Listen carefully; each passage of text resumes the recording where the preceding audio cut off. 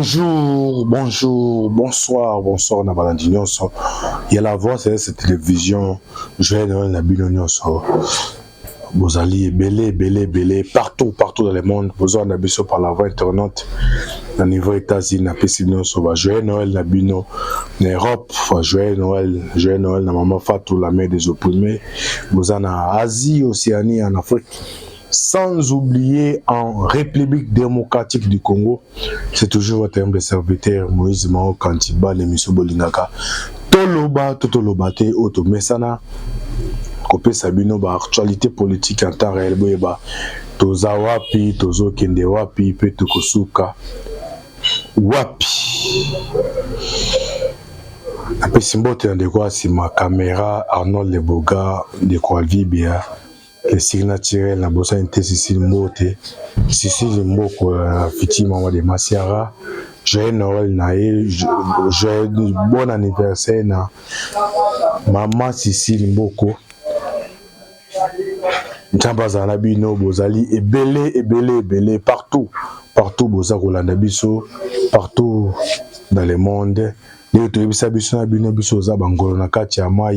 chaque fois tu demandes à partager l'actualité politique toza wapi tozo kende wapi peto kosuka wapi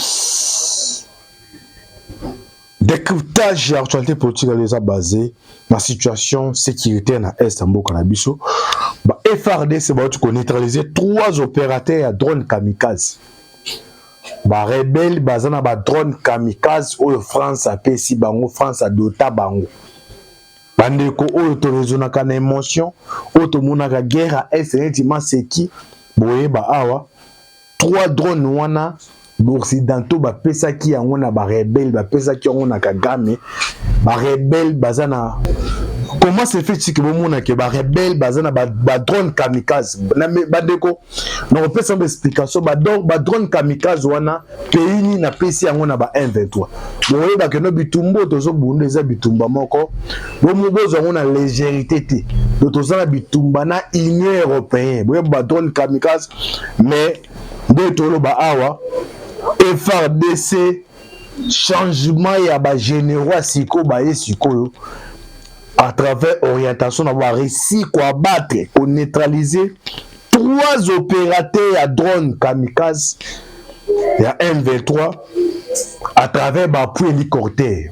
3 opérateurs à drone kamikaze. Donc, drone kamikaze, c'est un appareil robot. Ils ont téléguidé à partir de bateau. Ils ont bombe, ils ont grammes, il y a 500 grammes, il y a kilogrammes. Dans le fond, par exemple, il y a na matete. Na manière où est comme une victoire, il bombarde bateau. Comment se fait-il que les rebelles basent na ba drone wana? Bolanda d'abord l'explication en déco.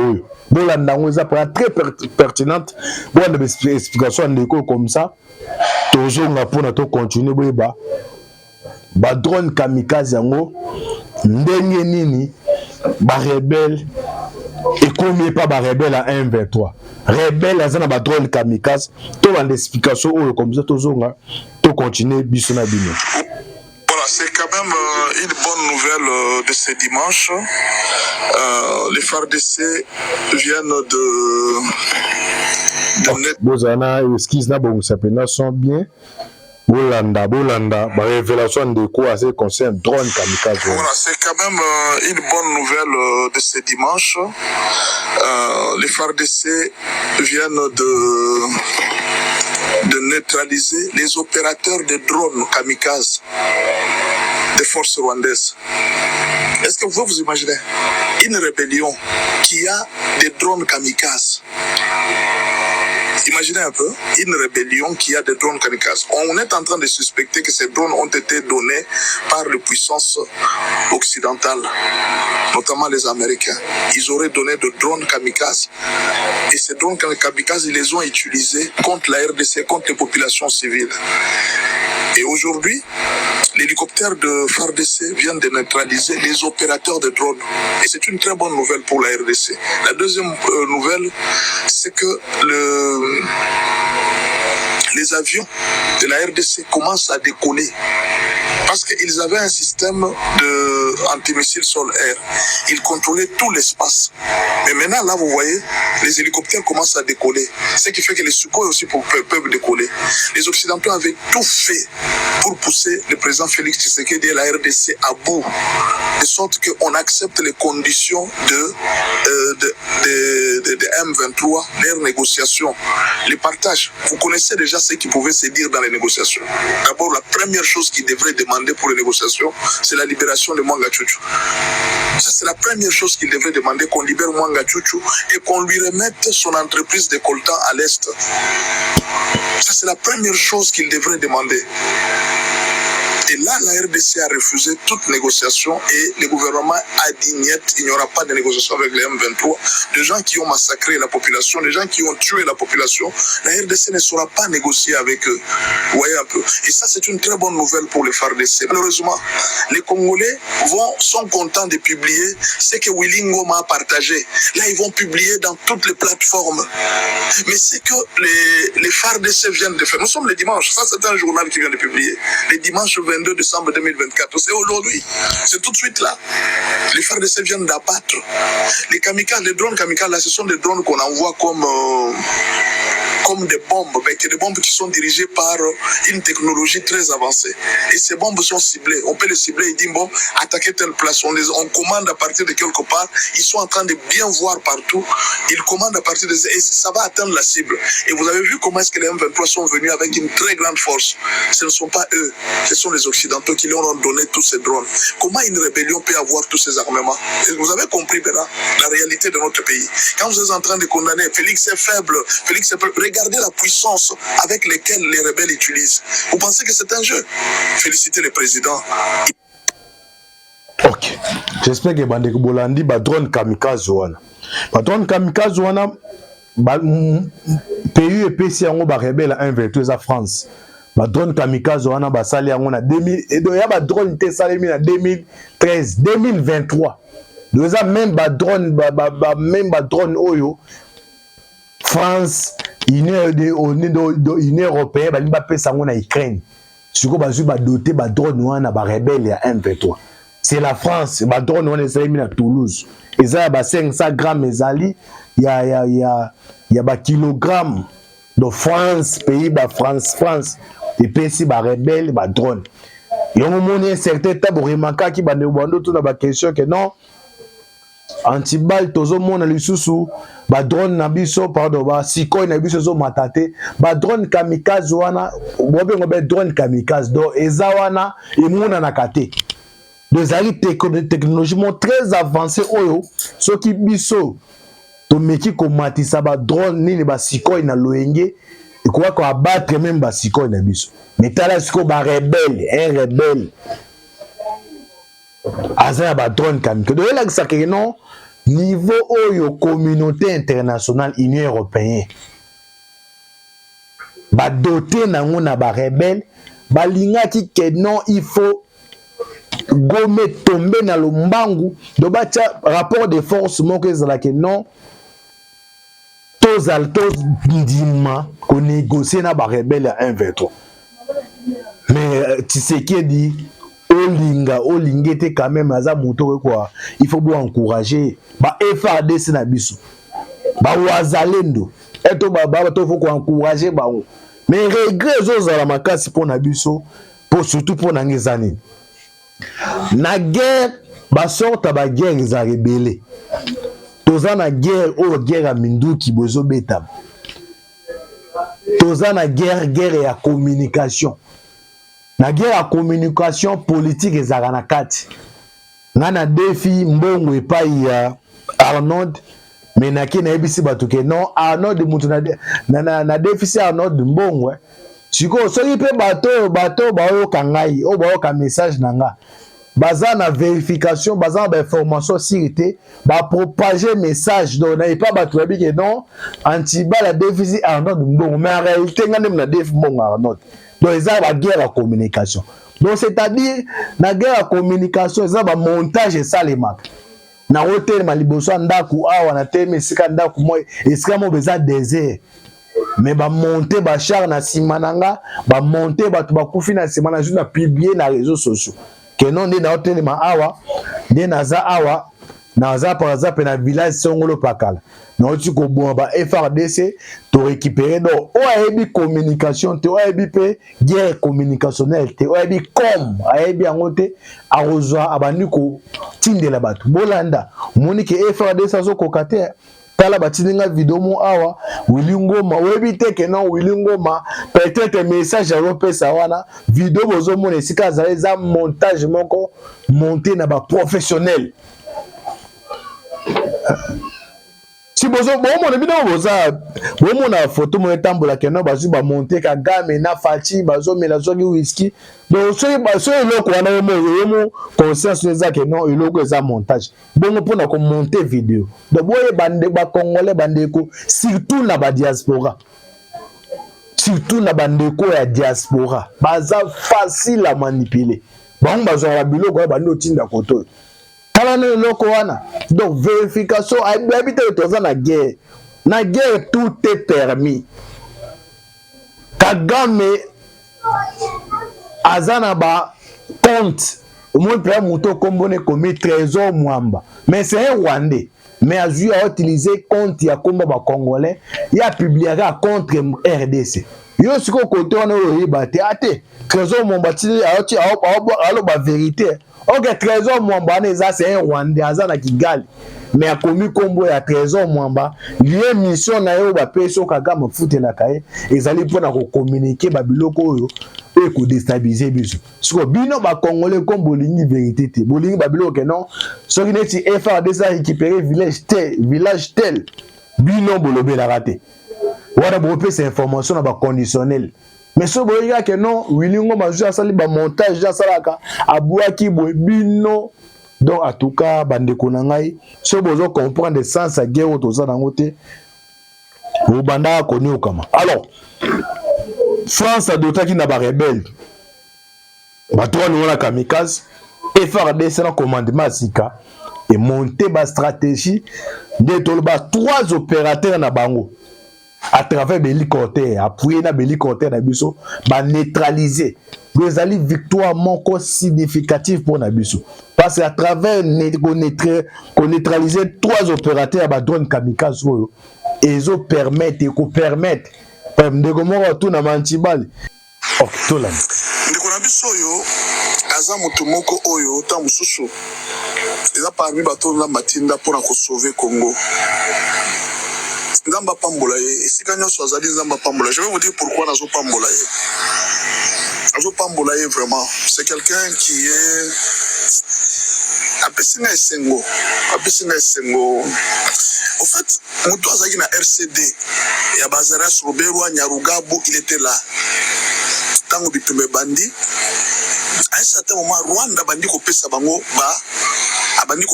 ba directive bokosala boye non, lui a refusé, il dit non, moi je ne veux pas de ces directives là. C'est ainsi qu'en 2002 il s'est révolté, il s'est rebellé contre les RCD. Il est parti créer son groupe militaire, a créé groupe na Minembwe. A commis la Minembwe, il a créé son groupe. Lui aussi a commencé à combattre pour défendre Banyamulenge. Ils ont refusé, alors que Azara Sobero, Nyarugabu, ils ont accepté d'obéir à Paul Kagame. Mais lui a refusé, il dit je n'obéis pas à ces messieurs-là. Alors en 2002, Paul Kagame a tindeli bataillon Mobimba, ils sont arrivés, il les a détruits et il a défié Paul Kagame. C'est ainsi qu'en 2004, dans un brassage, il est entré à commis général Lakati Armé Nabiso. Et là, c'est l'homme le plus craint au Kagame Abangaka. Et là, Kagame Abangaka, donc en dehors du président Félix Tshisekedi, Moutouami Balé Kagame Abangaka, Donc je vous dis la vérité que ils ont les sons monnaie moto. Alors je vais vous dire pourquoi nazo pas bolaye. Pourquoi? Au moment où Congolais, au Bakenda États-Unis, bakota na armée américaine, ba bunda kapo l'armée américaine, malgré que baza ba Congolais. Ce qui Mobutu atika héritage à Lobimbo, là na pesi ba nyamulenge nationalité, ozo bango nyoso. Touti ko boya te héritage Mobutu atikela bango yango wana. Baza ba tonza ba pesa biso à travers Mobutu. Tu considères bango lokola bandeko na biso to vanda na bango bien. Mais na bango sikoyo tango baye komona bazera surubero baye bakosi bango, ils se sont alliés à notre ennemi, mais lui a refusé. Il est parmi les seuls qui a refusé. Alors n'a pas mbole pour ennemi. Azo pesa leçon na azara surubero, azo pesa leçon na Moïse Nyarugabo pour dire que biso nyotuza banyamulenge mboko bayambi biso bien. Pourquoi to banda ko bundisa mboko yambi biso bien et pesi biso esika et puis tozo ke ko exposer population na biso bandeko na biso pa mona bango lokola batumabe. Et je pense, Général Pacifique, tous mes respects à tout ce que vous faites pour le pays. Ce monsieur, c'est un héros. Il a délivré le pays dans plusieurs coups. Aboya Nyonso Kagame Asalaka. Et nous devons féliciter. En tout cas, plein de travail, plein de succès dans la fonction de la PSU. Ok. J'espère que Bandeko Bolandi, Général Pacifique Kimasunzu, vous avez qui première révélation, vous avez qui révélation, explication, Moussou. Donc, Kagame a banga kae makasi. Alors, oui, bah déjà que non, 3 opérateurs à drone kamikaze sont neutralisés. Donc, FRDC ou Azalendo, bah Congolais baza si malabien to soutenir bino en 100%. Puis le deuxième point, rencontre Joseph Kabila Moïse Katumbi dans niveau Addis Abeba. Joseph Kabila Moïse Katumbi bakute na Addis Abeba, na Éthiopie. Bit ya rencontre wana ezanini oyo Kabila Joseph sénateur à vie na Moïse Katumbi bakutani na ba information oyo toza nango initiateur ya rencontre wana ezali Cardinal Ambongo. Cardinal Ambongo ye mutazwaki initiative ya kosangisa opposition. Ya lobi que non comme Tshisekedi azwi njela ya ko changer constitution. Botiki la biso kaka église catholique charge te. Ya kotelema eloko wana ikozala malamu bino opposition bo sangisa ba force na bino bo sangana ba divergence nyonso bozala bo tyango na pembeni bo sangana to se composer ensemble pour na kotelemela changement constitution wana parce que soki boza diviser pour tika njela polele na Tshisekedi a changer constitution. Abandi ba démarche ya kosangisa opposition. Et tout l'opposition tout le monde a 3 figures emblématiques wana. Martin Fayulu, Moïse Katumbi na Joseph Kabila. Première démarche c'est salema qui à niveau ya Belgique. Oyo bomonaki Martin Fayulu na Katumbi bakutani. Deuxième démarche c'est salemi na niveau ya nini ya Addis Abeba. Oyo église catholique a réussi ko réunir baboy ko s'afficher pour ne ko reverser bango mais nazo pesa bino ba information oui ba que non moto aza si ma manœuvre wana moto aza si ma démarche wana c'est l'église catholique na lo ngona ko église catholique c'est Fridolin Ambongo wazali cardinal moto aza na mission wana ya ko sangisa opposition. Bon, question nga naza retourna bandeko na ngai. Tout autour ya rencontre wana makambu ya dialogue zobima na senango. Dialogue à part des marges à s'opposer na changement constitution. Makambu ya dialogue zobima na kati ya rencontre wana. Question nga na retourna. Parmi ceux qui rencontrent le 15 décembre qui prévu na Luanda et abouti ne le côté parce que Kagame azosenga na gouvernement RDC na FRDC ba négocier na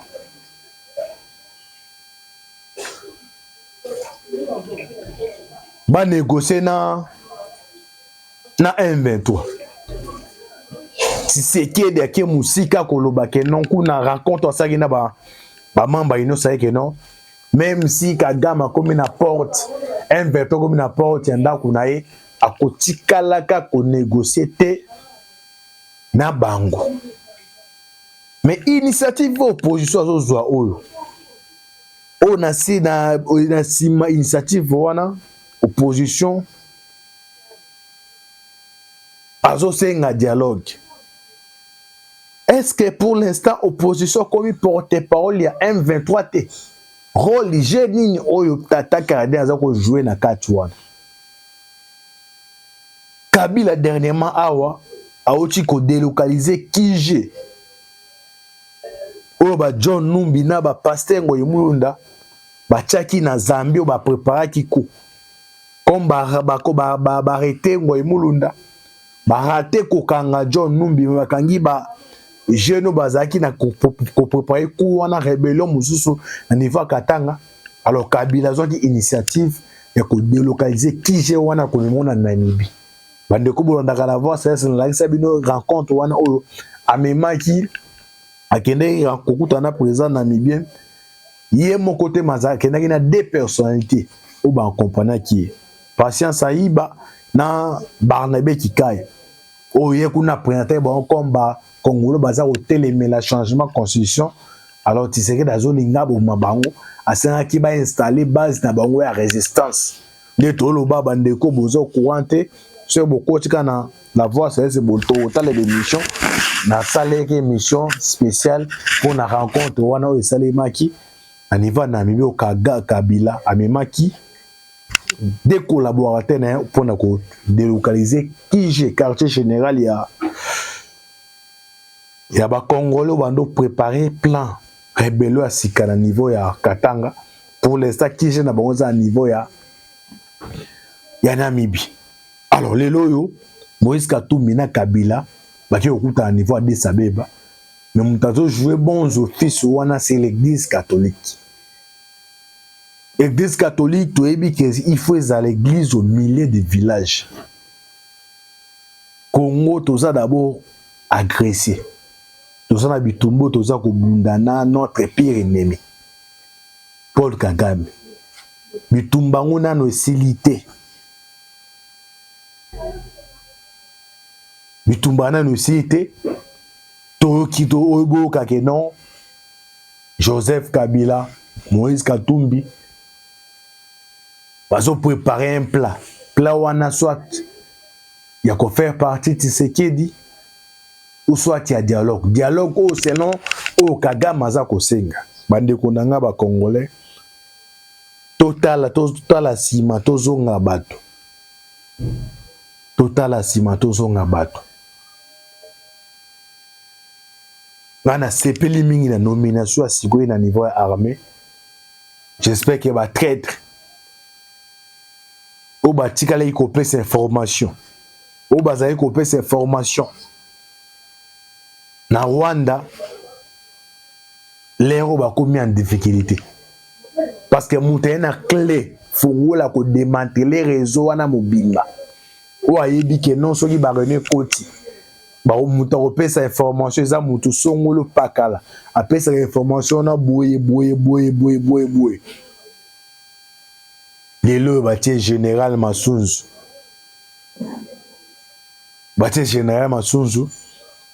pa osenga na biso ba Congolais to prier makasi pona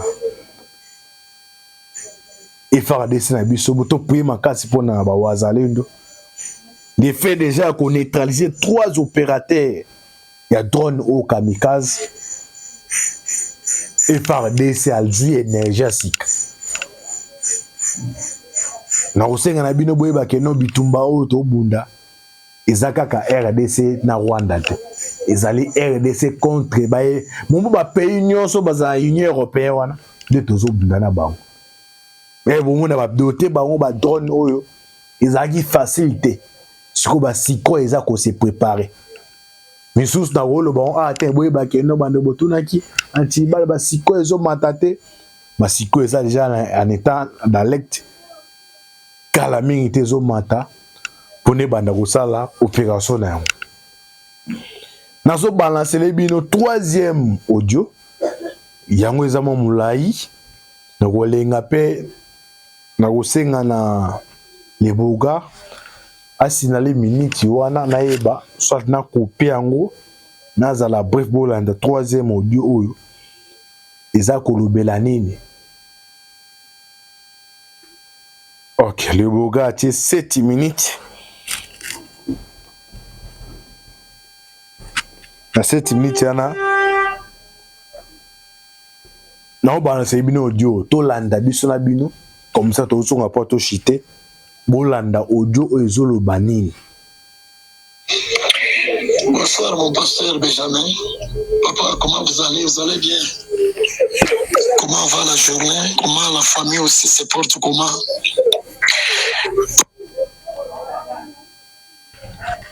Ah, connexion. Connexion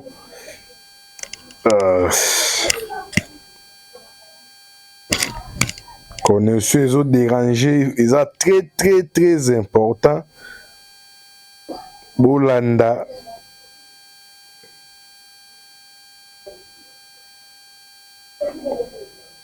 S'il te plaît.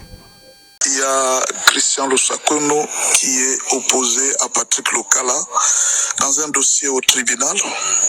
Ils sont arrivés aujourd'hui pour continuer les dossiers qu'ils avaient. Il y avait un dossier qui se sont accusés au tribunal. Quand ils arrivent au tribunal pour continuer les procès, ils se sont rendus compte qu'il n'y avait aucun dossier entre eux, alors que l'affaire avait déjà commencé depuis très longtemps. On a cherché les rapports, tout ce que les juges et les magistrats avaient écrit, tout ce qu'on avait saisi. Il n'y avait aucune trace. C'est comme si Christian Lusakono n'avait jamais porté plainte contre Patrick Lokala. C'est un scandale. On ne sait pas. Demain, peut-être, on va retrouver les dossiers. Jusque-là, on est en train d'attendre. Ça, c'est le premier dossier, le scandale de la justice congolaise. Le deuxième dossier, c'est le dossier du M23 et la négociation. Le sous-secrétaire d'État américain vient de confirmer que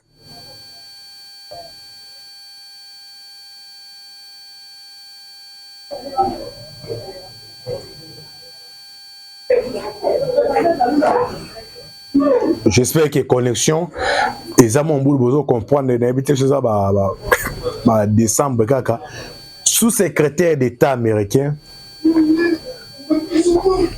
ayaki kokutana na président Tshisekedi ayebisi que non a accordé bango dernière chance bazoluka processus moko oyo ko permettre Naye Kagame andima koya pona ba signer accord ya nini ya paix otobengi accord ya kimia. Président Tshisekedi alors pas de problème. Mais na réunion au Fatia Kotaki na ba membre union sacrée a lâché le col. Ya on to ko chitele alobi nini Fatia lobi boy. Nous n'avons pas compté. Nous n'avons pas compté sur cette communauté internationale qui est très versatile d'ailleurs. Nous devons mettre les bouches doubles pour pouvoir faire face à cette agression. Nazo Bandela, nous n'avons pas compté sur cette communauté internationale qui est très versatile. D'ailleurs, nous devons mettre les bouches doubles pour pouvoir faire face à cette agression.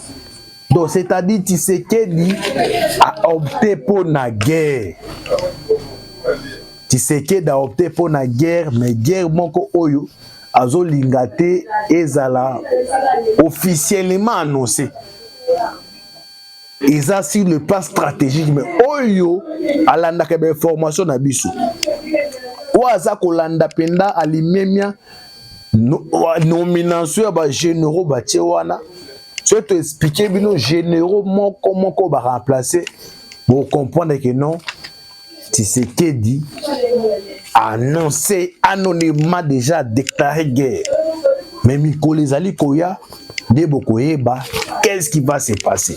Mais bon, orientation, oui, Pesami, Missous Nazako s'est réservé à un niveau de télévision, mais Nazoé Bissabandi Oko Bozako, Kotun, anti-balle de la République, Siko A, processus, ya loi de aboutirité, Toko Fanda Photos, Yo na Otinda Oka Zonga, Landa nomination, Landa ba officier. Oyo bazali wana o ba nommé pour comprendre que non guerre Yassika Fati a outi ko déclarer.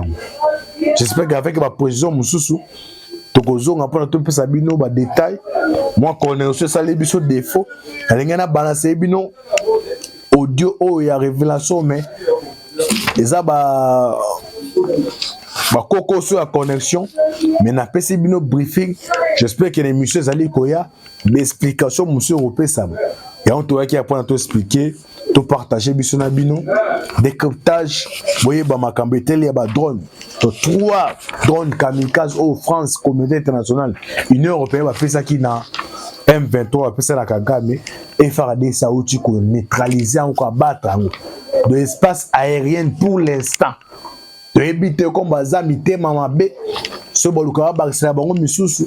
Mais pour l'instant, l'espace aérien, il y a RDC, et ça sous contrôle en 100% dans FARDC. Mais j'espère que Basiko il a dit ça et Koki Komata. Donc Basiko il Komata et Kozala bien Makasi. Voilà ça qui message on a coupé ça. Donc comme en fin de l'année, merci d'avoir déconnu sur Oyo. Bachaki Matoi na bango confiance na bango pa na biso pe tozana pour na ko servir bino pour continuer ko prier pour na biso ano to banda sika to banda ngo susu na courage na force makasi toza pe na besoin ya ba bonne année na bino bandeko bolandaka tolo bate ko zala bien makasi et on a acquis les lots pour na ko sala eza direct pour pesa bino.